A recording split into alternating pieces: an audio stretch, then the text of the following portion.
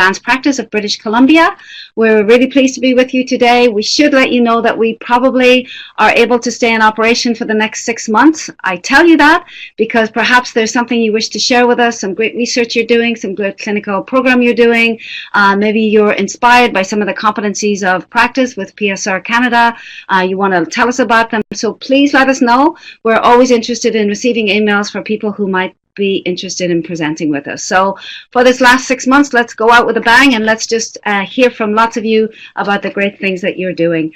We have been in conversation with a number of different people around competency regarding diversity. So stay tuned. We're hoping to hear from some great speakers around that topic, amongst others.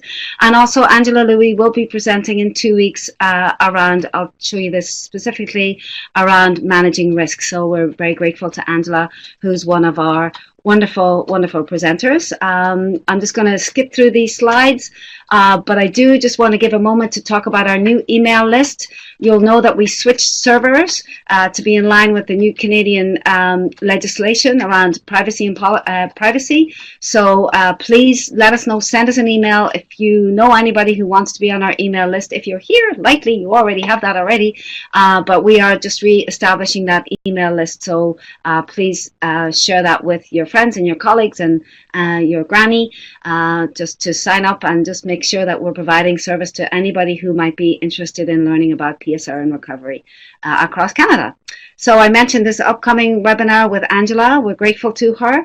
So please come on the website. It's Considering Recovery and Living at Risk in Residential Facility Program. So a really interesting topic, I think. I was at an orientation here at Douglas College last evening, and part of our advertisement was around, do you want to take risks? And Douglas College is the place to be. And it's curious, sometimes I think in our healthcare organizations we talk about reducing risk, but the risk is just part of life, isn't it? So anyways, we're very excited to have Angela with us. And today it is my great pleasure to introduce you to Anthony Neptune. So you'll see he's worked in mental health field since 1987 in both hospital and community settings. He's regional manager with responsibility for overseeing psychosocial rehabilitation services provided by rehabilitation professionals such as OTs, vocational counselors, rehab therapists, and other specialists. Anthony is responsible for stakeholder engagement, supporting client and family involvement in Fraser Health mental health and substance use services, and he also manages. I just want to thank Douglas College. I want to thank for hosting the PSR Advanced Practice, and Regina and Jen for your work, and thank you very much for this opportunity to be with you here today. And so, as Regina said, I work for Fraser Health. I've been with Fraser Health now for since 2004, and so I've had the opportunity to really see how we can transform our services. But the piece that I want to stress as I start this talk is that while I'm here talking, I've not done any of this work by myself. A lot of people did work prior to my coming along, which did a lot for us in terms of laying the foundation for a lot of the things that we'll talk about this morning. And there are a number of people that continue to collaborate with me in doing this work. And so I think that's one of the things that's really important for us to always be remembering, is that no matter who we are, mental health and substance use services, we're a pretty small field in the grand scheme of healthcare services. And so we often really partner and collaborate with a lot of folks to get things done. And I think that that's central, especially in an area such as psychosocial rehabilitation, because in spite of the work that a number of us have been doing for quite a long time, we still aren't necessarily at the forefront of where the healthcare services see us for mental health services specifically. Oftentimes we're still focused on other areas of treatment and service, and so we're not necessarily at the forefront, although those of us that have been doing this work for a while definitely feel that we have a lot to contribute. Okay, so Jen, just help me about advancing the slides. Oh, it's that one. Perfect. So we're going to talk today about the domain that is within the competencies of practice for the Canadian recovery-oriented PSR practitioners. And what I want to do today is really talk a bit about how these competencies are applicable in the work that we've been doing within Fraser Health, and show how some of the changes that we've gone through over the last number of years align with these competencies. And the piece that I think is important around this is that having the competencies gives us a bit of a guide, so that as we're making changes or we're proposing changes, we're able to say, this is really how it relates to how we should be providing our service delivery models. And here is some evidence-based information that helps us to understand this is why we do these things. And so I'm not going to go through the competencies. I'm going to assume that folks are already aware of them. So this quote, there is one individual that requires our services, and it is up to us to figure out how best to meet their needs. I was having a heated discussion some years ago with a dear colleague of mine, and we were arguing over how to meet some service delivery need. We had an issue that we were facing, I cannot remember what the issue was, around some need that wasn't being met. And my colleague was a senior director within a very large non-governmental organization that the health authority contracts with. And we were in this heated argument over whose team should do what and how do we do it. And so he just said to me, there's one individual that requires our services. We just have to figure out how to meet their needs. And the piece about this that I think is important is that we have to recognize, in my opinion, that regardless of where we work, we're all serving the same one individual. And so if you think that way, you get away from this territorial thing. And I also think that if we think about ourselves as serving one individual, at least the way in which I've conceptualized it, is that it's really important for us to be thinking about things such as consistency. Does that one individual, as they move through our system, do they have access consistently to services as they move across communities? And this will make a little sense as I talk about Fraser Health for those of you that aren't familiar with the organization. The other thing that definitely drives me in the work that I do, and many of you have probably heard this phrase, nothing about us without us.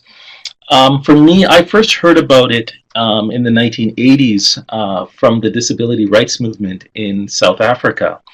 And it is one of those things that I feel really strongly that when we're looking at services and all of the steps, the challenging decisions that we have to make, the individuals we serve and the individuals that support them need to be part of our process. And so that's one of the things that it's not always possible to do it in the complete way that you may want to. But I find that I'm always thinking, have we thought about the voices of the people that we're serving? Have we thought about the people that are supporting them in these whatever processes that we're working with? So for those of you that are not familiar with Fraser Health, we are the largest health authority in British Columbia. And I took some just information off our website, serving 1.8 million people, a very large operating budget, where we are providing all of the services, so whether it's public health, acute care, end-of-life care, everything is provided through the health authority. And we have a number of areas, and so our particular area that I work in is the mental health and substance use area. So our mental health and substance use services, we are within the health authority function in a program model. And for those of you that are not familiar with a program model, it essentially says that you align all of the services under a single program. So there is a single area of responsibility. So we have an executive director that is responsible for the entire portfolio, and we have a medical director responsible for the portfolio. And you'll see from the slides that we have a broad range of services for child, youth, young adult, adults and older adults. For those of you that are not familiar with how services are done in British Columbia, there's a separate ministry for children and families as it applies to mental health and substance use services, but within that there are some shared responsibilities between the health authorities and that ministry. And so we also have health promotion as part of our program, prevention harm reduction, primary and collaborative care work, urgent care, emergent, all of those service areas: inpatient treatment, short-term residential, tertiary care.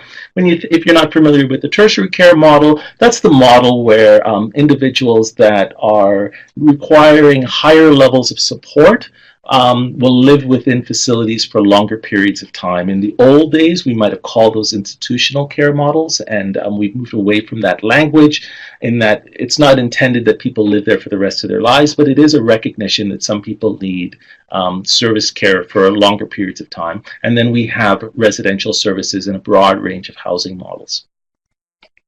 The program area that I am responsible for is called Rehabilitation and Recovery Program, and in our area we have a number of services that we're responsible for, and because we're in a program management model, I'm responsible for our services across the entire health authority within the mental health and substance use program.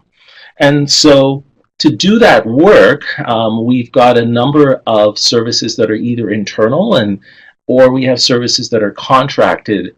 And you'll see vocational, occupational therapy, peer support services, recreation therapy. I'm proud to say that we have a kinesiologist that's on our team, and I don't know how many people are lucky to have a kinesiologist on our team. We're thrilled about that. We have responsibilities around family support, Clubhouse programs. We have an advocacy program that is dealing around disability benefits. And we do a lot of work around WRAP, the Wellness Recovery Action Plan. We have an initiative that we're doing in terms of increasing the opportunities for individuals to complete WRAP plans. And the regional crisis line is linked as part of our program as well.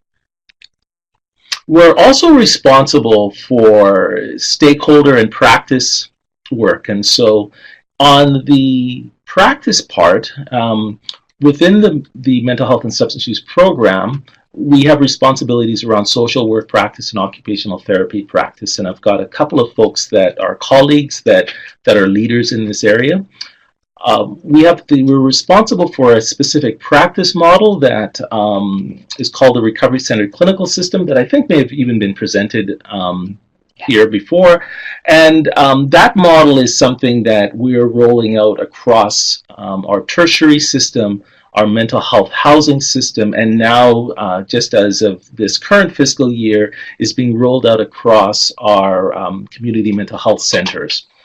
And then we're also responsible for lived experience and family member involvement, and that's a series of advisory committees that are throughout the health authority, as well as policies and practices that support individuals to be able to be connected to our system and provide feedback. And that speaks to that part around nothing about us without us. It's a very important part of our portfolio, and that's really helped us in terms of shaping our services. As I said at the beginning, I don't do this work by myself, and I'm lucky to have amazing colleagues. I have colleagues within the program area that I'm responsible for. I have 6 regional leaders that support this work, and then of course we have a large management team, and we've got all of our colleagues that are in other leadership roles and direct service delivery roles that are also doing this work with us. So this idea around 100% responsibility, zero authority came from a colleague of mine, and it's I thought that for this talk today that I would talk about our history and how we've gotten to where we've gotten. So in 2006, I joined the Health Authority at the end of 2004 in a position of Rehabilitation and Recovery Coordinator, and there were 3 of us.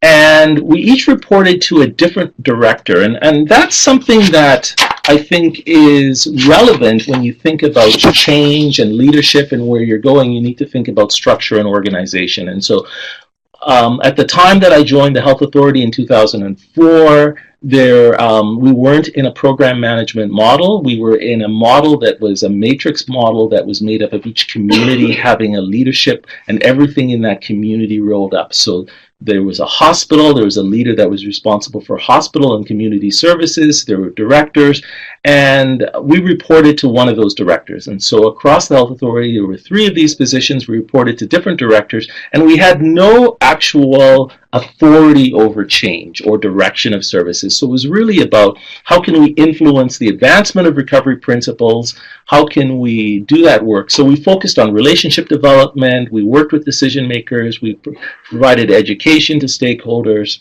And so when my colleague said, you know, we're trying to make this big change, but we don't have any authority to do it, we're going to have to just always be thinking about how do we do this in a way where we're trying to influence change.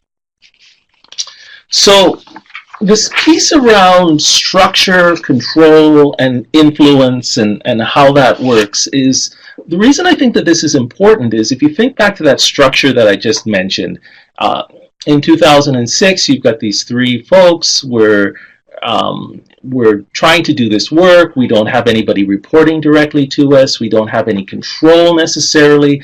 So really understanding whatever organization you're in, paying attention to the structure, I think, is critical. I've been surprised over my career when I've worked for different governmental organizations when there have been changes in the structure and staff in direct service roles say, oh, I don't need to pay attention to that because it doesn't impact me in any way. It impacts all of us, and so understanding our structure helps us to understand where we might have opportunities for influence, because I believe that everyone has some sphere of control, some ability to have influence within our system. And so in my case, I'm able to oversee a system-wide program, but some individuals will have an ability to develop a single group, and they'll have some control over that, and it's really understanding how are you able to influence that control. So thinking back to 2006 for us within the Health Authority, there was a new structure that had been announced. And thinking about that time for this talk, I was thinking about how pivotal a 10-minute meeting was. So what happened was, it was about understanding relationships, and one of my colleagues had a good working relationship with the person that had just been identified as the executive director for the new program structure. At the time, we were called Mental Health and Addictions. And we were able to get a 10-minute meeting with this leader who had not developed what their management team would look like yet. There were lots of changes. I could only imagine the amount of work on this leader's shoulders at that time. And she agreed to meet with us for 10 minutes in a hallway in between meetings. And she said, what do you need? And we said, we really think that we need to report to one director. We know you have a new structure. We didn't ask for anything else. We didn't make any other demands other than to say, we just really feel that we need to report to one director. And her response was, I'll see what I can do. And that's what led to a lot of things happening for us. And so as she identified her director leadership group, there all of a sudden it was clear, okay, we're going to have these folks report to one director. And I still remember that first meeting. We knew the individual. I'm proud to say that Andy Liberter, is currently our executive director, and at the time he was a newly minted director. And he came and met with us, and he said, what do you people do? And he said, he had a good understanding of some of what we did. And it was a great question in that it was, what's your focus? Where are you going? What do you need to do? The funny part of the story is that my colleagues promptly abandoned me. That's the way in which I choose to interpret it. My two other colleagues, one went on quickly to become a manager because, of course, people with their director positions had created, so suddenly there were manager vacancies, so one went on to become a manager, and the other one went on to help the planning for a brand new hospital. We were creating a large hospital in one of the suburb areas, cities, and he went on to do the planning for the psychiatry department. And so as part of that process, all of a sudden I was by myself reporting to this one director. There were a couple of vacant positions, and with all of the things going on, I took it as an opportunity to try to maybe influence the direction we would go. And again, as I've said, this work isn't about one individual having all of the ideas. And so I spent some time talking to some leaders that I had a lot of respect for and said, what do you think that we should be proposing? What do you think we should be doing if we want to advance psychosocial rehabilitation within the Health Authority? And that's where we received the feedback that maybe we should think about creating a manager role. So actually, I proposed this. It didn't happen right away. We went on with our work. The other piece that we did that really was built out of that "what do you people do" comment was that we identified the need to have a rehabilitation and recovery framework. So remember, where the three coordinators are now reporting to one individual, however, we're still with trying to influence the direction of the system. And so we thought that if we had a framework and that would really help. And another dear colleague, he did most of the writing of that framework, Jamalaway, and he, as we brought together that work, it was really to talk about what are the things that we envision going forward, and how can our roles influence that and support the system. And so you'll see the quote there that came from that, but it was really around getting this relatively new leadership team to agree to this is the direction we want to go. A bit after that, it was announced that we were actually going to create a rehabilitation and recovery manager position. So not surprisingly, I applied for the position. And so thinking back to that experience in that interview, having a vision for what's the direction we want to go. I had been in that role for a while. I'd been part of a number of planning tables prior to joining the health authority.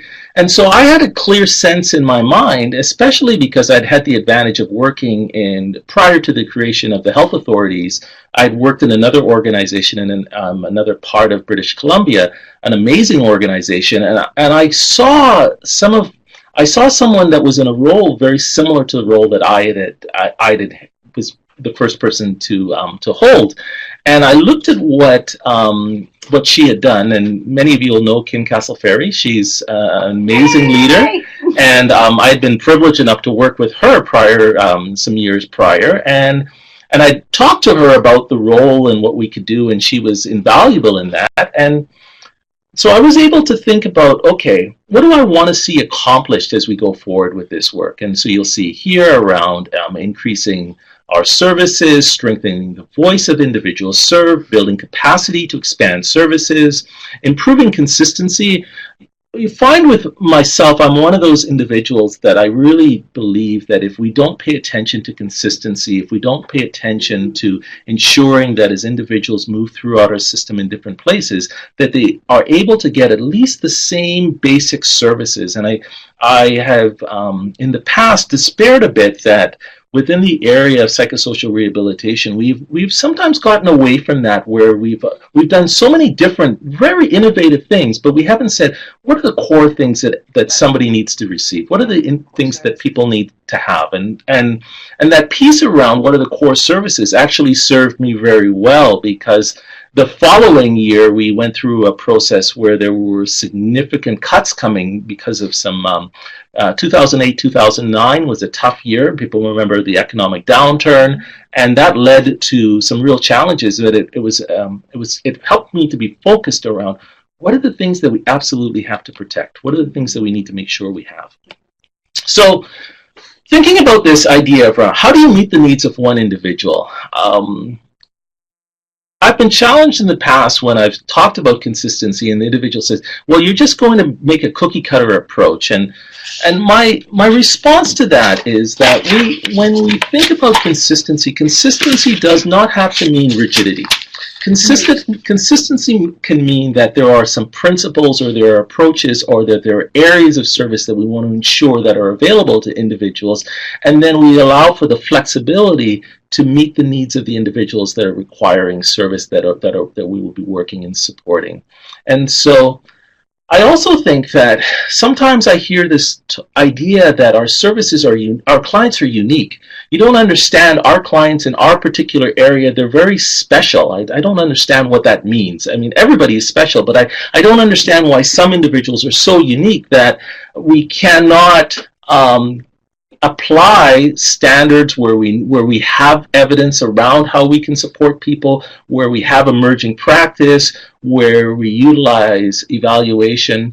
Very quickly, one of the experiences that I had was that one of my 6 regional leaders was responsible for going into a community that had taken a number of individuals that had previously lived within a long-term tertiary facility. And so we actually had a massive campus of care in British Columbia called Riverview Hospital. And at some point, as individuals were leaving the hospital, they went to live in residential facilities. And there was funding attached to those individuals.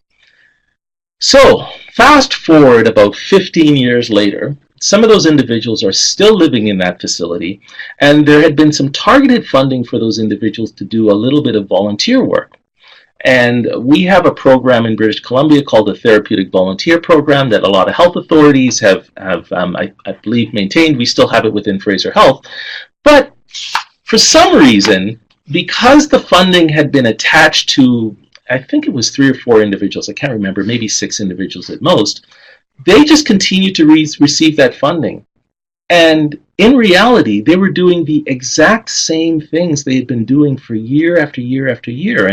And so at some point, we looked at this and said, I'm not sure why those individuals only get the funding and what's different between them and other people that live in the facility, et cetera, et cetera. We need to have some equity here, and we had done work around some clear guidelines around how we would deliver the service. I won't go into all of that, but when my colleague went in to talk to the staff about, we need to change things for these individuals, we need to really shift this, we need to identify what their goals are, we need to support them and transition, she was told, these folks are unique.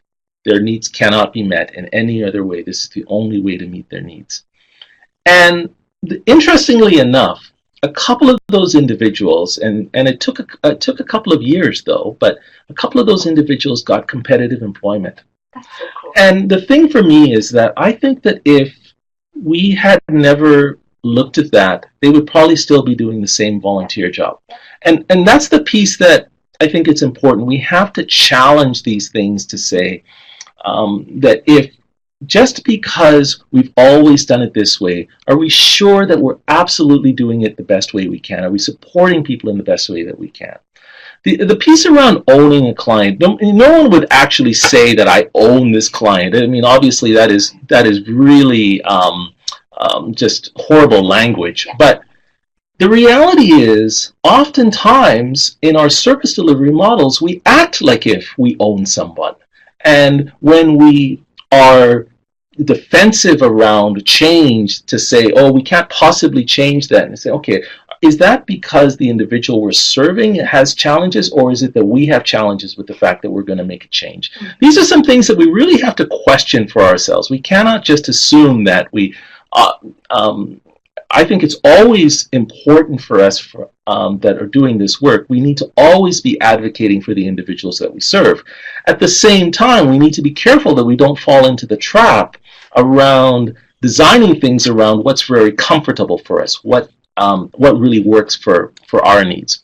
So I want to transition a little bit here and talk a little bit about, to give you an example of how these ideas that I have and that I've worked with my colleagues on have manifested themselves within our health authority. So in 2007, when I became the manager responsible for rehabilitation and recovery services, at the time I still did not have contracted services or staff assigned to me. I literally had the job, and I had the 2 former rehabilitation and recovery coordinator positions, and I was told, okay, you're going to have to figure out how to build a program around this. And so one of the areas that we identified was an opportunity with our mental health Clubhouse programs. At the time, we had 10 programs. There was a lot of mixed service delivery across the health authority. There wasn't a standardized referral process. There weren't standardized program deliverables. There was no uniform reporting. Believe it or not, we had no idea how many people across the health authority were accessing these programs on a daily, yearly basis, monthly basis. Each community, so if you think about Fraser Health and our multiple municipalities, each community would have a mental health center, and the Clubhouse would report to the local mental health center manager. Some had regular meetings, some had not had meetings in years. Not to impugn any of my colleagues, it was just It was one more thing on their pile of work that they were doing. And so we were very inconsistent in terms of our contract management accountability. And there wasn't even a process anymore for any region-wide regular meetings. Our colleagues working at the Clubhouse programs, they were trying to meet informally, but we didn't actually have a process that we supported. And so, since 2007, if you look at what happens within Fraser Health within our Clubhouse programs, and I'll admit our Clubhouse programs do function a bit differently than some other jurisdictions, and that's something that we've done very deliberately. But we have a standardized program profile, standardized deliverables. The recovery plan process that's used at all clubhouses is standardized. The standardized reporting, referral. Right now, in the month of February, there's an annual member survey that's occurring at all of our Clubhouse programs for opportunities for people to give feedback on the services.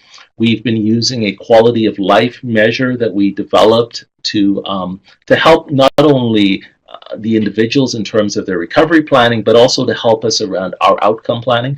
I can tell you that the most change that occurs for an individual is in the first 2 years of attending a mental health clubhouse program in Fraser Health, because we have research that actually shows that in the evidence in terms of where the changes are from the individuals in terms of those individuals reporting on their quality of life. We've set up a process where we meet on a regular basis. We close all Clubhouse programs 1 day a year, and all of the staff get together for an annual learning exchange that they plan in terms of what meets their needs, so that they can get together as a staff group across all of these different sites and actually talk to each other and collaborate, so that they're not left to just being in their own Clubhouse program.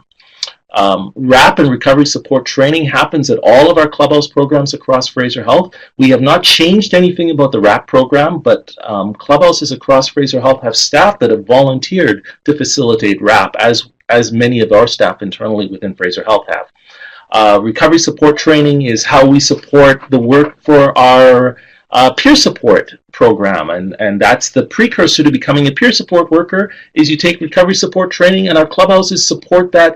Every single clubhouse will offer that, and it's open whether or not you're a member of the clubhouse or not. We do special targeted programming to young adults. That's something that we started because at one point in our health authority, people were consciously keeping young adults out of clubhouse programs, because the idea was you didn't want the young adults mixing with the population within the clubhouse, because they may feel that they're going to be in clubhouse for the rest of their life and this is their future. And I said, well, I understand that we don't want that to happen, but what are we actually doing for the young adults? Because it wasn't as if we had a large pot of money to provide services for the young adults. And so in some cases, they were languishing because we weren't providing the services to them. And so we were trying to figure out how to do that. So we said, let's target the young adult programming. Let's make it age-appropriate activities. Let's talk about how we do that collectively across the health authority. So we do region-wide planning around young adults and vocational services. And so you see some of the stats. We produce an annual report that is a large document. I think with appendixes, it's probably 60, 70 pages. And it goes into incredible detail. But I can tell you that in the last fiscal year, 1,247 unique individuals came to a clubhouse. 312 individuals attend on a daily basis. 307 people on average are working competitively on a monthly basis, and overall the ratings for our clubhouse programs from the individuals that are receiving those services is 80+% in terms of a positive rating. And so all of that work, none of that work happened by myself sitting in a room by myself at all. I had some knowledge of Clubhouse. I definitely came to the health authority with a good understanding of Clubhouse programs, having been responsible for one in my prior role.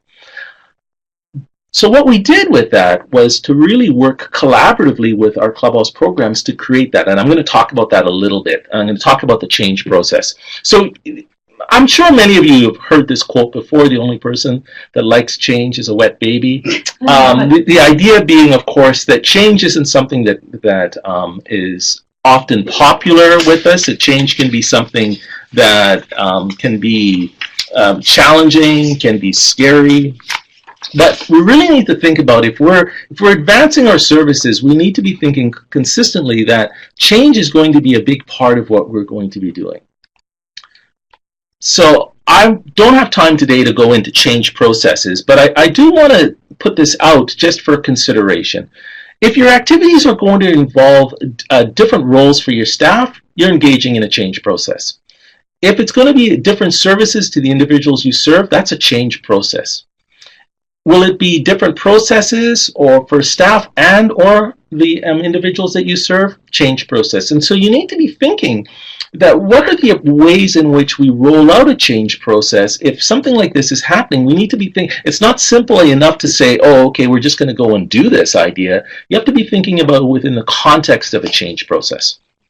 And so thinking about my example with what the changes that have happened, and I'm so proud of my colleagues that that work in our Clubhouse programs that have been on this journey with us for a large number of years, is that when we started down this road with the Clubhouse programs, I felt strongly that it was the Fraser Health responsibility to bring the programs together. No question, we were funding the programs, and so we had some responsibility there. But to simply say to the programs, this is what you will do, I didn't think that would be the way forward. And so what we wanted to do initially was just bring some folks together and say, we need to identify what are the things that need to be done commonly. What are the areas of commonality? And I had a colleague that was in an evaluation role, and Derek, and he was kind enough to say, I've got a framework that we could work around, that we could shape our conversations and really start to identify what are the things that we should be doing. And so we started out by looking at, what evidence is there out there? What do we know that's best practice? What are the things that we already know and we all accept that this is the way in which we should be practicing and the way in which we should be supporting individuals? So the first thing we did was we got a working group together. It was representative. It had lived experience, family. It had folks working in Clubhouse program and a couple of us from the Health Authority. And we developed a program profile. And consciously, initially, we only talked about output reporting because I didn't want to create a situation where people thought, oh, they're doing all of these things so that they could end our funding or they could say we're not doing a good job. We really focused on, as part of our change process, we were going to support everybody to be able to do this work effectively. And so we started from that place.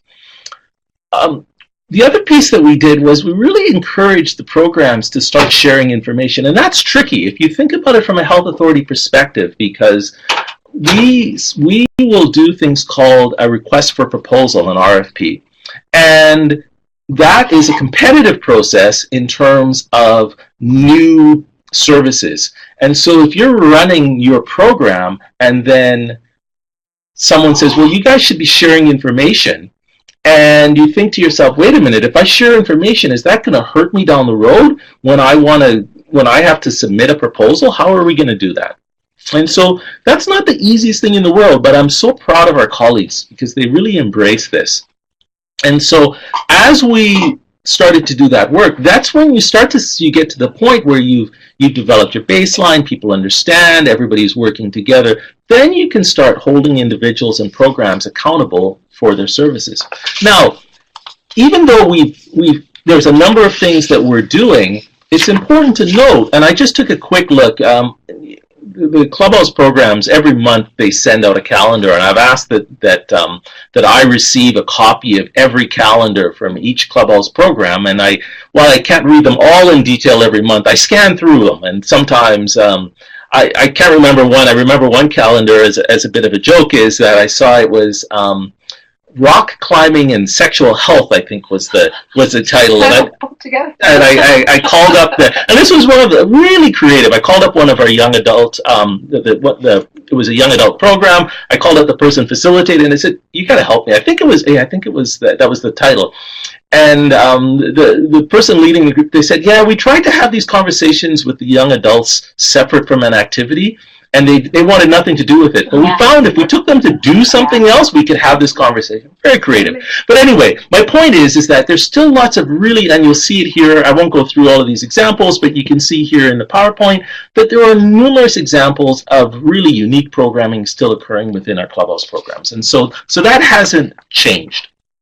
But the idea that you can bring the programs together, you can develop consistency, you can do all of this work. The earlier slide where I talked about all of the things happening in Clubhouse and the outcome measure and all that, that took years. We didn't get there instantly. It took time, and we had to make some tough. We made some tough calls. We and not for the most part. Everybody that was with us originally in terms of this journey is still with us, but we've had at least one change in provider, and we've made some other changes, and so that's the work that you are sometimes faced with, making some tough calls. I want to talk about another change process that's a bit smaller, but it's the same sort of principle. So Clubhouse was a multi-year thing. We did it over a long period of time. We worked with a large number of individuals. One of the things that is a challenge for us, for those of us that have worked in adult mental health services that are team-based mental health centers for any extended period of time know, is that at least within our health authority, I can't speak to other areas, that one of the challenges that we've often faced is that the individuals coming, oftentimes the longer term clients coming to the mental health center, are under a case management model. And our systems were designed in such a way that it was an all or nothing model. So if you got case management, you got access to all of these services. But if you didn't get case management, or you weren't a client of the mental health center, you couldn't get access to these services. And we were hearing stories from our staff around the fact that they would be serving an individual, one of our occupational therapists or vocational counselors or recreation therapists were providing service to an individual, but their needs for case management had ended. And the case manager was keeping the client open on their caseload so that they could access the rehabilitation program. And so we said, well, this is silly. How does this work? And mental health centers really have to be thinking about flow-through. Those of us that have been around, we know that our caseloads have increased over time, the demands have increased, the complexity have increased, and really we shouldn't be delivering, in my opinion, any mental health or substance use service where we say to an individual, come to this program for the rest of your life. You should be able to access the programs for the period of time that you require those programs. And so in thinking about this, we had been talking for a while about how could we support individuals that need access to specialized psychosocial rehabilitation services but don't need anything else from the team. And so what we did was we developed a working group comprised of staff within our program. We developed some guidelines for this. We sought feedback from the staff that were going to have to do this work. We'd had conversations with folks with lived experience and family members around some of what their concerns were and their needs. And then we implemented the process. One thing that I'm not a fan of is that I do not believe that you plan forever and get everything worked out on paper, every single detail before you implement, because no matter how well you plan something, there are things that are unintended consequences that are going to happen that you're going to have to respond to. And if you never get to the phase of either piloting or rolling out something, you're not going to discover that. And so, and we've just rolled this process out over this current fiscal year. There have been some unintended consequences that we're responding to. There have been some things that have worked well, and there's some things that haven't worked well with this process. And so those are the things that we're still working on. But my point is that it's a significant change process that we're going through. But the steps that you do for it are the same, right? You're really thinking about your stakeholders, how you include people, what you do, and what that process needs to look like. So I want to talk a little bit about relationships. The reason I've got this quote, I'm glad you got out too, was that I started out my career working as a healthcare worker at Riverview Hospital. So that was our tertiary facilities. And when you're a healthcare worker and there are codes now, you hear about codes being in acute and inpatient settings where there may be an issue around violence or something. And definitely back in the 80s, what would happen, I think our process has improved dramatically. You would be taking somebody into a seclusion room, you'd be physically holding them down, etc. And when I left left Riverview and I was working at a community mental health center, and I saw somebody that I had placed in seclusion on numerous times, and I thought, I wonder how this is going to go. And when he saw me, he had a big smile on his face, and he recognized me, and this is what he said: "I'm glad you got out too." And the point about that part is that the way in which we work with people and the relationships we have are important. And so how does this apply when you're trying to move forward with services and make changes in our system? I actually think that paying attention to relationships is critical, just as it's critical to pay attention to the structure of the organization, knowing that you've got your informal networks are critical. The number of times that I've picked up the phone and called somebody and I don't know how to do this. We've got this problem. I need your help. Can you help us create this? That's what we've been able to do. There was a dear family member who used to phone me on a Friday afternoon in my office, because she knew she'd usually find me on a Friday afternoon in my office, and we would have these conversations that we would talk about, and some of you in the province of BC will know her. Name was Helen Connolly, a very dear woman that worked with the BC Schizophrenia Society. There are programs and things and buildings named after this woman. We would have these conversations around what your needs are, and she would say to me, "You know, Anthony, I need to throw the stones for you because in your role you can't throw the stones, but you need to help me understand what's your challenge, and let me take some of this forward." And the other part is that as we work with our colleagues, understanding their piece around how, when we can work collaboratively together, there's something in it for them. And there's something in it for us. And there is a way in which we do this. Those informal things, I think, can be really critical, because if you, a really quick story, a colleague of mine on our management team, some years ago, we were having a conversation around how do we advance recovery, and I said to her, I cannot be the person that's always raising it in the management team. I need other people to speak up, because they're going to become deaf to me always being the one champion this. And little did I know how much my colleague would take that on, and she's done an amazing job in terms of championing this and helping. And other colleagues have stepped up, obviously, as well. But my point is that there's a lot of ways in which we can advance services, and there's lots of different ways that we can think about how we do this work.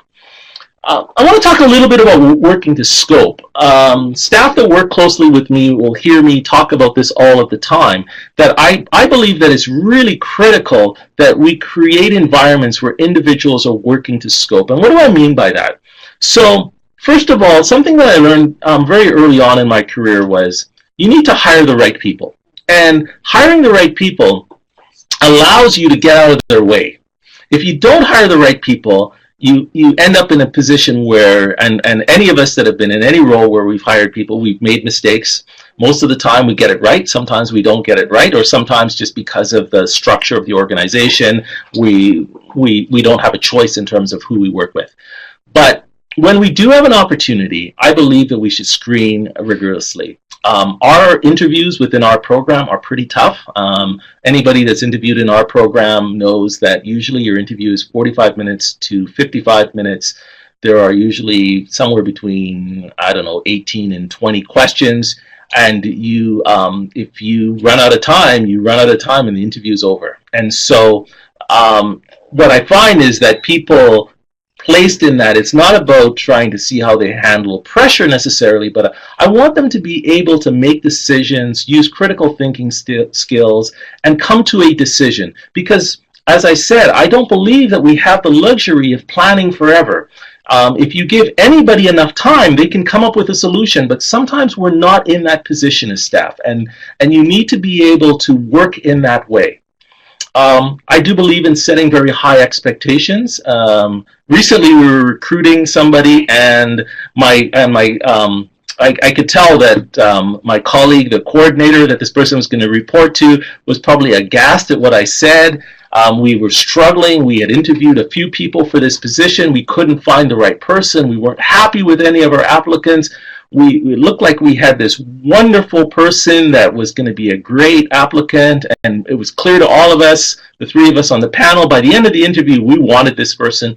And she asked, she said, well, what's it like to work in the program? And I said, well, I'm pretty tough. We set high expectations. And I could see my colleagues going, why are you saying that? And I explained that, you know, what we do is we set expectations and we support people to do their work. And the way you support them is you make sure you have regular meetings. Make sure that you have formal performance reviews, that you do those things. You ask staff to set goals, to identify what are the things that they want to achieve. What are their learning goals? What are all of the things that they need to be doing? As I said, you know, we let staff make their own decisions. In our program, we require our staff in our program that are embedded in the community mental health teams, and those are the occupational therapists, vocational counselors, recreation therapists, etc. We expect them to partner with community agencies as part of their work, but we never tell them how that partnership needs to look and what they need to do. But we really want to encourage that sense of working together and collaborating. Again, you know, we'll hold people accountable for their decisions. We'll provide support. I believe in innovation, and so numerous times a lot of things that have happened in our program have occurred because individuals have had these innovative ideas. And this idea of trust until proven otherwise, I'm not a believer of micromanagement, and so I've never seen a real benefit in a field that has so much variation. If you work in an area that you need to be doing exactly the same thing, then I don't want people, if there is a certain way to set a broken leg, I don't want people trying out different ideas if there's one way to do it right. But when you're working with individuals, you need to have that flexibility to be able to respond to their needs in the work that we do. And so I don't believe in trying to micromanage that. So I just want to give a few quick examples of some things that have happened because, and this is just if any of the folks that work with me are here, please don't be offended that I didn't mention your project because there's numerous of them. So, you know, our exercise therapy program, as I've said, I'm really proud that we have a kinesiologist, Andre, on our team. He does some amazing work. And years ago, Andre and I were having a conversation, and I said, you know, I'll be honest, we're not going to have a whole bunch of you guys. We were really lucky that a manager had the wisdom to create your position. So how are we going to expand your service from just being in one community? And he figured out how to do that. And so, you know, we now have a partnership that's happening in a couple of, in two of the largest communities and in another area that within the health authority where we partner with municipalities and we work with our recreation therapists and we're offering an exercise therapy program. And he's also brought in having kinesiology students going to a number of our clubhouses to do work. We just launched an occupational therapy student clinic. The clinic was came as it was our staff in one of our communities. We unfortunately couldn't do it in the community that the staff originally proposed it, but the idea was very sound. And the idea is that within British Columbia, we've been struggling around student placements that are interested in psychiatry, and we were concerned that there weren't enough opportunities for individuals, and if there weren't enough opportunities, that would mean that we would have a smaller pool to draw from. And practically, we felt that in terms of trying to address our service delivery needs, there was a possibility that students could really help us with some capacity stuff. So we did some changes to create a student clinic, and that was completely generated by staff. The Recovery Center clinical system, which is now the clinical practice model we're using across the program, that occurred because my colleague, Angela Louie, contacted me one day. Technically, this was many years ago now, I think 2006 or something like that. And she said, I've just gone to this conference. I've seen this amazing model. I'd like for us to bring it to Fraser Health. And we did work to do that. I'm really proud of the work that Angela has done, and a number of us have worked in terms of supporting that and that training. 7 Steps to Employment is an example in one of our communities where we didn't have vocational counseling services. We had a Clubhouse program, and Matt, one of our occupational therapists, he came up with this idea of, what if I created a client employment workbook, and the clients could come to the Clubhouse and go through it, and that's been shared across the health authority now. The idea of, we just in this current fiscal year, we've launched a sharing of information clinical practice guideline and policy.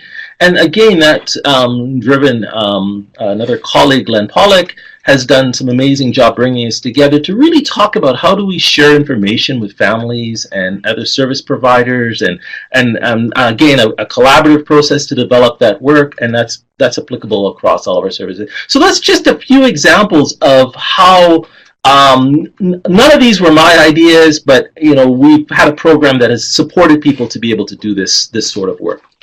I just want to talk a little bit about difficult decisions, because you can't make change without recognizing that you're going to have to make some tough calls, and you're going to have to change things. You're going to prioritize something. As an example, I've prioritized Clubhouse programs over leisure-based recreation drop-in programs. I made that decision because we didn't have enough funding to do everything, and I felt strongly that the Clubhouse model would be the way for us to go. Sometimes we've had to prioritize one specialized rehabilitation role over another because of demand or what's required.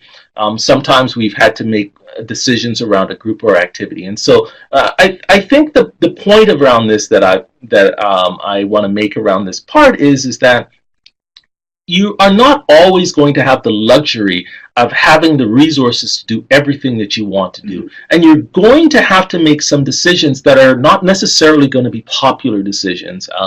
I would say that it's fair to say that I've made a number of decisions collaboratively with a number of individuals, and informed decisions, but they are still decisions, and I'll take responsibility for making the decision, that aren't necessarily always popular. You want to make sure that your process that you're using is good and sound, and that you're able to explain your decision, and people can hold you accountable. Really quickly, one of the decisions I made a number of years ago after some consultation involved our work with individuals with lived experience, and we were looking at the work, and we wanted to strengthen the way in which we supported people to be engaged in our system. And we felt that there was a bit of a gap there in terms of the work we were doing, and we had an external position that we decided to bring in-house, and at the time it was going to be our first lived experience position where that was going to be part of the qualification to be to lived experience. And so we did our normal thing. We went around, we talked to our stakeholders, and I still remember it was a tough call, because the individuals that were connected to our advisories, they said, we don't like this decision. We're worried about what you're doing. We're worried that you're taking away our voice. And thankfully, we had a positive enough relationship that I could say things like, please trust me. Please hold me accountable for this decision. Let me report back to you. I'm proud to say about that decision that a few years later, after we'd had a couple of great folks in the job, we recruited these amazing individuals, and they went on to do other jobs because they were so talented.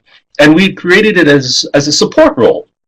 Well, and part of the reason we created it as a support role was we wanted to make sure the qualifications were as broad enough that we weren't limiting who could apply for the positions.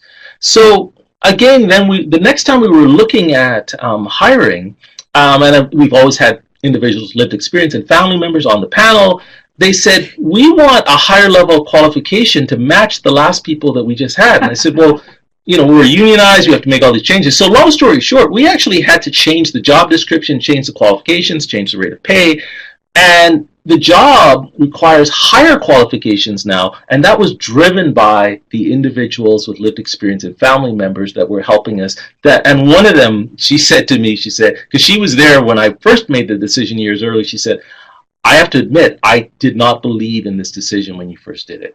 So you're sometimes making decisions that are tough. Hopefully they're well-informed decisions, but you shouldn't shy away from making those decisions because you're going to ruffle feathers or because you're going to be unpopular. This idea about walking beside something is something that I talk a lot about. Won't have time to go into this in huge detail, but one of the things that I did, because I believe very strongly that you need to use evidence or emerging practice, many years ago, as we were starting to really develop our work with developing advisories, was that we decided to use the International Association for Public Participation Guidelines. IAP2 is sometimes what it's referred to. And I've talked about the dedicated role, and we've got policy that supports this work. And now within our portfolio, there is a very clear expectation across not just my program. I'm not talking about my specific area. I'm talking the entire mental health and substance use program. There is clear expectation that individuals with lived experience and family members will be involved throughout our planning and evaluation services. And there has been significant benefits for us because of this. And so this really quickly, if individuals have never seen it, there's training about this model. So I won't go into this, but you'll start to see that, you go from inform, consult, involve, collaborate, and empower. And this is a wonderful framework and a wonderful model for you to think about if you don't have a framework already for how you could involve people, because it really talks about your expectations and the strategies for each part. So talking about how people can inform our services. We were at a planning session years ago. We were doing some planning work, and a family member that was sitting at the table with me, we were talking about things. He said, "Anthony, that's all well and fine that you're talking about this new service and where you want to go and all of this, but I talk to a lot of family members that don't know about the services you already have." And then another family member or a person with lived experience in the group said, "Yeah, have you been on the website?" And I'm sad to say that our website for our particular area was not very good. And I'm really proud of how our website, our colleagues in our communications department and one of my colleagues that I work closely with, Ivy, did an amazing job. And this family member had brought forward a good point that we were able to advance, that we really need to think about how do we support people in terms of navigation and how do we get that information out to them. And so when there was an opportunity to look at the website, I remember going to this family member and I said, "You will be on that committee. You don't have a choice. You have to help us." And of course he did. And I'm really proud of our website. If you ever go to Fraser Health and you look at our website, it has a lot of information about our services and our partnerships with our community partners, etc. Just want to touch on this bit about evidence, best practice, and emerging practice. And the piece around it is that we're still an area, psychosocial rehabilitation and recovery, even though we've made significant advancements over the last couple of decades, I still think that we're an area that isn't fully understood and that we often have to justify our service deliveries and what we do with people. Still in this current decade, I had to defend to someone why they said, "Well, you're a recreation therapist, they're just playing games with people." And so I said, well, no, they're not. They're actually, if you think about productive time and how many of our individuals that aren't working, what do they do with their free time, and what does that happen? And if you're not really thinking about your use of your leisure time, what that can do, and the health outcomes, and we had this explanation around, and I said, and here's the evidence as to why recreation therapy in mental health services is critical. Right? Sometimes you have to be able to defend things. But also emerging practices. You think about, there's a number of really good peer-led work that's happening right now, and we don't always want to wait until it's an evidence-based. Sometimes that gets us into trouble, right? Be looking out for the opportunities when something's an emerging practice. Maybe that it hasn't been published yet, but there is research out there, and the researcher comes to you and says, look, here's the research I've done. It's valid. It hasn't been published yet, but consider this. And the other one I want to talk about is just the fact that this is an area that I think if I was going to be, I've said to my colleagues, if I was going to be critical of myself, would be that we haven't done enough in this area yet. Really thrilled with a couple of our colleagues, Dr. Erickson and Dr. Burns, that had this idea around some research we're doing right now within the Health Authority and in partnership with the Canadian Mental Health Association around cognitive remediation for individuals within an individual placement and support model, and really looking at how um, incorporating cognitive remediation can really make a difference. And so they're actually doing the research. And I think that once those results are published, I think that will be really helpful in terms of building the overall case in terms of why we need to have these resources available for individuals. So that's the end of my talk. I don't know if there have been any questions generated during the conversation or not, or if you guys have any questions for me that you want to ask. Well, maybe we can just begin by saying thanks very much to Anthony. That was really a stellar presentation. Having gone to the literature sometimes to look at leadership council in PSR and recovery, there's not a lot there. I think we've had some good work from Anthony and colleagues, but in truth, it's not easy to find some of the ideas that we've spoken about this morning in the literature. And with that note, we might approach some people to maybe consider doing an article for a Canadian recovery-oriented journal. That I think that piece is really, from my perspective, missing in the literature. But I hope that you enjoyed today's session. For me, very much helpful in terms of just thinking about that values-based approach and seeing, in a concrete way how that can be applied to practice. So really grateful to Anthony. And please keep coming. If you have any questions, please just type them in the type box. We'd love to hear from you. Susan just indicated that her sound has been lost, but for other people, please just let us know if you have questions. I guess maybe I'll just start with one. I see that somebody is writing one, but I guess just, Anthony, one of my questions might be really understanding, I think, how you personally keep that flame alive, that flame of a recovery-oriented or a values-centered practice in such a way that, you come up against those tricky situations, and perhaps we have a decision-making framework that is a friend for us to help us make some of those decisions. But just really wondering from your perspective how you keep that, how you fuel that energy a little bit. Yeah, that's a really good point. There are some things personally for me that are drivers. I believe really strongly that the work that we do within this field, in my opinion, is linked to rights. I've always believed that one of the things that's critical for us is to support full citizenship. And what I mean by that is that it's not acceptable that a person living with a significant mental health challenge is unemployed that wants to be employed. That's a rights thing for me. It's not acceptable that a person that's living with a significant mental health challenge lives in poverty or isn't able to go to school or isn't able to have opportunities to make meaningful contributions. Or, you start to think about, from a rights perspective, if you say, is that correct? Is that just?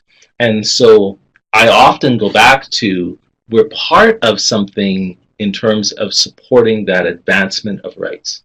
And I've done a lot personally of studying around the civil rights movement, and I've often said that I think that there are some real links as we try to advance our services with a civil rights movement. And the thing that, to me, that's powerful around that movement was, it wasn't just about one race of individuals. So, you could incorrectly assume that, say, the civil rights movement in the United States was just about one race of individuals trying to get their rights. No, there were many races of individuals that were part of this movement working together. So if you put it within the mental health context, is that you will have supporters, you will have individuals living with mental health challenges, working together to advance rights. And so for me, oftentimes when I'm thinking about when we're making changes or we're making difficult decisions or we're up against a real challenge, how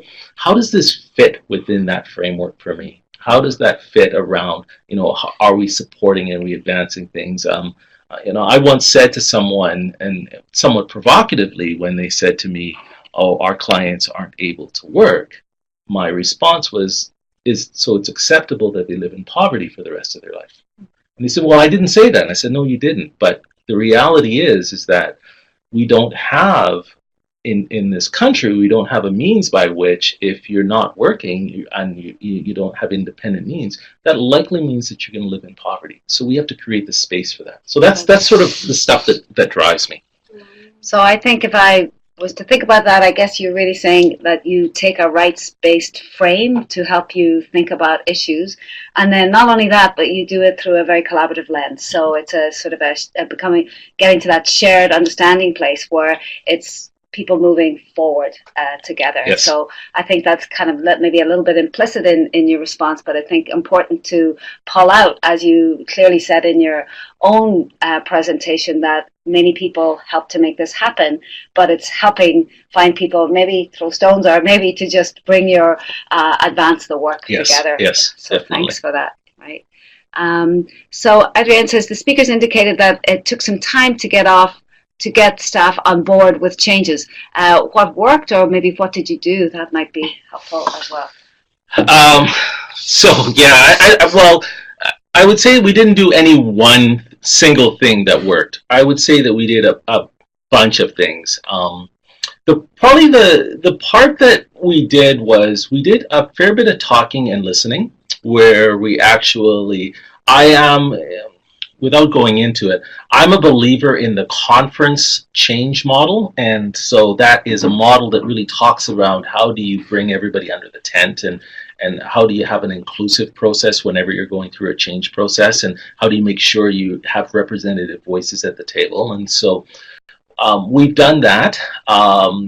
We've balanced it. Sometimes we pushed harder, and sometimes we've recognized that we need to pull back and go a bit slower because we've maybe gone too fast for some people. One of the challenges sometimes is that, personally for myself, I'm a very demanding individual. And we've just launched a brand new service this year, and we've got a steering committee and all of that, and it's a new services to families, and I keep pushing the group. I need it done faster, and they're pushing back and saying, "Wait a minute here. We want to make sure we get it right," and all that. So to some of it, it's a balance, but there's also a tension with it. And I do believe, though, that you do have to have some tension. I actually think that if there is no tension around the change or what you're doing, you're probably not doing enough. And so part of it is not that you're deliberately trying to make people uncomfortable, but you are pushing the boundary a little bit to say, is this the best we can do? Could we do more? Okay, help me understand why you're resistant to this. Because there's something in that I want to understand what's going on for you. But let me understand your resistance. Let me understand your challenge. Let me understand what's not working for you. And then, quite frankly, some of it is that it's a recognition that when you engage in a change process, you're not going to have 100% of the folks on board. So you're wanting to make sure that you have a critical mass, that you can start with something, you can demonstrate it. We all know this, that some folks are waiting to see. Some folks say, oh, well, this is just the latest flavor of the day and it won't last and they'll go back to the old way, all of those sort of things. And so you really need to be thinking about it from the perspective of, okay, I want to make sure I'm making some sound decisions, I'm including people, I'm engaging with them. But then my approach is, at some point, I say we need to move forward. Oh, wow. Well, I think all of us in the room, we had a little chuckle when we heard that Anthony describes himself as demanding. I'm not sure that's the piece that we know about Anthony. But I also want to say that I'm really grateful too. I think the picture that you painted in terms of the interview process as Fraser Health is extraordinarily helpful. So we at Douglas College, I think you know that we have this postgraduate diploma course, and helping students prepare for those kinds of interviews and think about competencies. And I think something really struck me in terms of your description of the critical thinking. Mm-hmm. And I think that's what I heard in your last response as well. It's asking those critical questions. Yeah. Okay, maybe we were stymied, but let's understand the reasons behind that, and maybe not bulldoze, but try to understand the complexity around there's a reason that things are stalling, and that might equip us better to move forward. So thanks. The other neat thing is that one of the things that I've encountered is that individuals, we're all capable of learning. We've had staff that they've applied in the first time, they didn't get it, and they applied a second time, and they were so much stronger, and they were so much more prepared, and they were so much more ready. And that's the other part of it too, is that I think that as a system we're always learning. I think that's the other piece, is that we have to always be, I'm amazed at the amount of stuff that I don't know. And so that's the opportunity that exists for us, is that even in those moments when you're going through change and there's resistance, especially, you're always going to be learning something about it. So you'll adapt your change process a little bit more each time, because you've learned something that works more effectively the next time. And I think for me too, when you say that, it comes back to a competency of practice, of not just being a lifelong learner, but the dynamic nature of the evidence and the information we know today. It's changing, and being aware of that change and constantly just reviewing the literature that will inform our practice. Absolutely. I loved as well how you spoke about the difference and how you're attentive to emerging practices and the creativity, which I think that's attention as well, isn't it? Yeah. One other thing to think about too, that I didn't put into the presentation, is that many years ago when I was doing my undergraduate, I took a course where the professor said, if you're interested in advancing public policy, there are times that your very sound idea will not be accepted. And so you keep your idea and you look at the structure, that talked about structure and paying attention to that, and you might be able to adapt your idea to fit in the new structure. Right. And so you never go away from the core value or the core thing that your service needs to do. And you stick with that, but you say, here's a new opportunity that exists. And can this idea that I had, that I thought would apply in this other situation, apply in this new area? And well, does that help us to advance our case? Does that help us to advance our cause? And so it's not just a critical thinking, but it's a strategic thought process that allows you to say, wait a minute, maybe if I do this a bit differently, it's going to get accepted. Now, I'm talking about it on a large program sort of scale area. If you're a person within a smaller program area and you don't necessarily have those opportunities, it might be just bringing new ideas to the forefront that haven't been tried before. Earlier in my career, I had a process where it was simply that we wanted to create, and I had the idea that we needed to create a stronger environment of inclusion. And I worked for a wonderful organization, but I wasn't allowed to give the members of the clubhouse access to the building. So they couldn't independently access the building. And I said, well, because they're clients. Clients are not allowed to access the building. And I said, but I noticed that volunteers are. And they said, yes. And I said, great. So I went to some of the members and I said, would you like to volunteer for the organization? And they became volunteers. They got keys to the building. They got the alarm codes, and they started running programming on their own.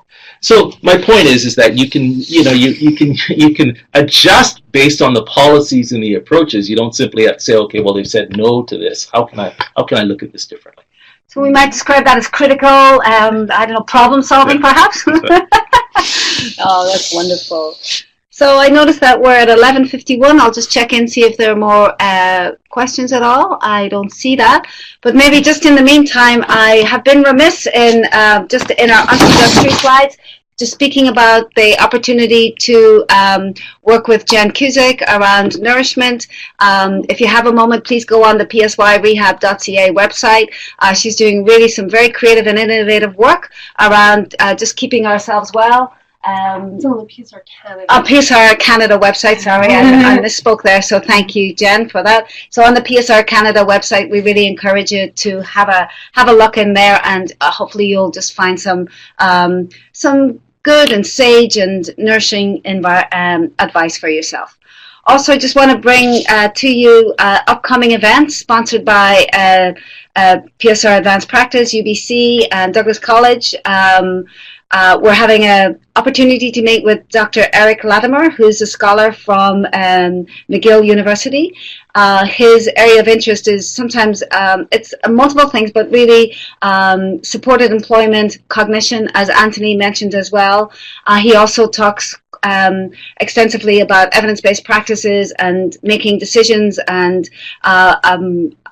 providing access for people to a range of different interventions at a time where resources are scarce. So really great opportunity to meet with Dr. Eric Latimer. So that will be on March 6th, 3 to 5 p.m. in the evening here at Douglas College in the Aboriginal Gathering Place. Beautiful setting. So if you have an interest at all, I'm just going to type where you can sign up for that session. And PS, or actually, Jen, do you mind just typing that in? Oh, there you go. I've just asked Jen to type that in as I'm chatting. And I think that's all that we have for you today, unless there are any last points. So Jen is just going to type in. Can I just say one thing? Type that in, and then I'm just going to bring it back to Anthony, who has good parting words for us. Yeah, so nothing big to say, but just I want to thank everybody for this opportunity. I really appreciate this chance to be part of this process. I believe the slides go out to folks, absolutely. And so my contact information is on there. Great. If there is something that I mentioned that you want to get additional information about something that we're doing within Fraser Health, I'm happy to provide that information. Great. So Jen's just typing in. I'm not sure if you want me to type in the new view thing? Yes, just the, so sorry, Jen, this one. So people can sign up with Susan. This, this email. Is an email address. Yeah, so okay. Sorry, should have been more clear about that. I'm so sorry. So Jen's just going to provide the contact for the March event if you have an interest. So yeah, so thanks. We've had some feedback to say that it's a great presentation and very inspiring. So that's very nice for Anthony to hear. And yeah, so we look forward to future collaborations. Thank you so much for spending your morning with us. We know that it's snowy. We want you to stay safe, be warm, and we will see you again in 2 weeks. Thanks so much for your support. And